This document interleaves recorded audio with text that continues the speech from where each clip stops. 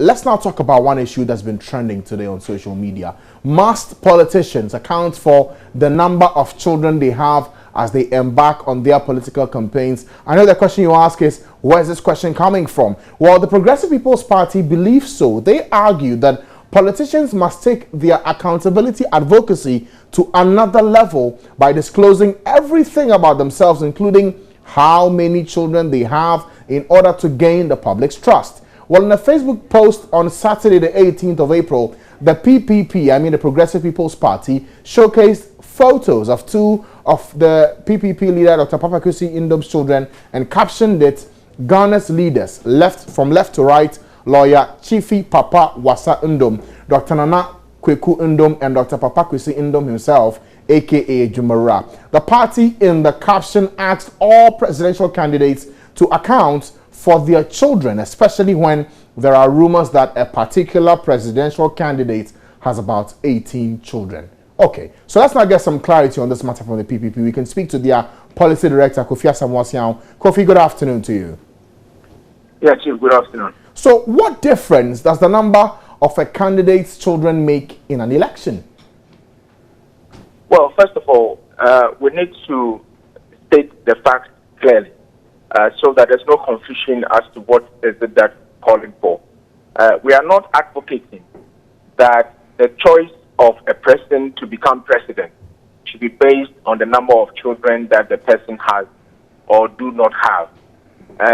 As we speak, the referendum was in the publication, but it was a PPP pushing an idea, a set of values that we think that our leader has been espousing, and therefore it's necessary for us to take it to the next level.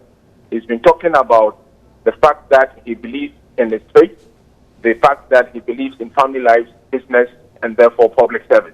So these are the four principles that define our 2012 presidential candidate. Okay, but Kofi, yes. Just to stop you at that point, the post specifically that we saw today was in reference to a candidate having 18 children. The question I'm asking myself is, what significance or difference does it make in an election advocacy as you speak of accountability? Yes, so what's different, I was going there, is that, we want the people who step forward to want to take political office to be committed fully to the principles of probity, accountability, and transparency. Now, where is the best place to start from if you can tell us who you are, what you do, and so on and so forth? When people want to campaign to become president, members of parliament, and so on, they first of all tell us that they are citizens of the republic. They are of a certain age. They have this qualification, and so on and so forth. But the important things that let us know the kind of character they have, the kind of moral values they have, the kind of principles they adhere to, they normally do not want to disclose them. But we are saying that the test of your commitment to transparency and full disclosure is when it starts with you. So how many wives do you have? How many children do you have? How many houses do you have? How much do you have in your bank account? If anybody seeking to preside over the public purse is not committed to tell us what he himself has achieved, then he has no business stepping to the political space and seeking to, if you like, oversee and supervise disbursements from the state coffers. Okay. Because we should have the trust that this person we are putting in charge of our affairs is committed to these principles. But if you can do it at the first level, yes. Kofi, briefly, if you're questioning a man's competence and his accountability to do a job, you look at his competence in terms of, is he honest? Is he able to do the job? Can he be transparent about how much he earns? But the bit about the children is what a lot of us don't understand. If I have 10 children and I publicly declare that I have 4, and it turns out later that I have 6 more, what does that do to me for an election for a man who wants to lead the country? Yeah, because you just spoke about the principle of honesty and so on and so forth. So, and a man of integrity. So, for example, in the declaration, in the full disclosure, if you hide some of them or you refuse to disclose of them, then it tells all of us as a people who this person is. The fact is that we need to be able, there are consequences when there is false declaration. Can you imagine in this country, and I don't know whether it makes sense to you, have you read the access declaration regime under the Constitution? What kind of declaration that is sealed in an envelope? So in a way, we are banding words around, and our principles do not correspond to the practice. So declaration of assets that nobody knows, declaration of assets where you put in an envelope and go and give to Auditor General, declaration of assets that we don't even have a report on the things that have been declared, or ministers of state who have complied and members of parliament who have complied or refused to comply. This system of lack of transparency and so on must stop. And we in the PPP 2012, Dr. Indom stepped forward, pushed the bar a bit and said that I'm pushing forward my health record. We don't have his permission to put his children there and so on. But we know who they are and we know what they have achieved. And we are showcasing him that this is the man that has been able to take care of his family, of his business, and therefore we think, in our view, he is in a better position to manage the affairs of the state. Sorry, Kofi, are you saying, yes. Sorry, you just said something that caught my attention. Are you saying that if any candidate steps up for presidential office today and is unable to take care of his children, that's grounds for him not to be leader of this country? The question is that, am I advocating that if somebody is unable to take care of his family, he therefore does not qualify? Yes, that's the question I'm asking. Well, our trump card that we are taking is that we believe that a man should be able to present something. We need to know who he is.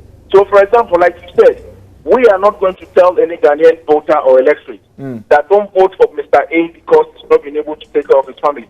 But the people of Ghana, all of us, those who will vote for him or not, must know that fact, that he's a man of substance or he's a man of straw. Okay. So that when we decide as a people to give our mandates to a man of straw, then we have made that decision. But we don't conceal the fact that he's unable to perform certain functions from the public and pretend that everything is okay or everything is not okay. All right, last point, Kofi. I'm running out of time. Last point. In your post on Facebook, there was a reference to a candidate who has 18 children. Who's that candidate? Well, we have also heard that somebody has 18. But the point is we wanted to make was that let everybody, we made a passionate call to all presidential candidates.